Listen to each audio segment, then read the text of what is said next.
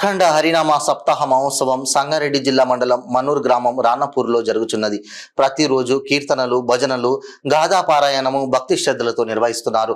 ఈ అఖండ హరినామ సప్తమికి శ్రీకరణ్ గజేంద్ర మహారాజ్ గారి ఆధ్వర్యంలో కీర్తనలు జరుగుతున్నాయి.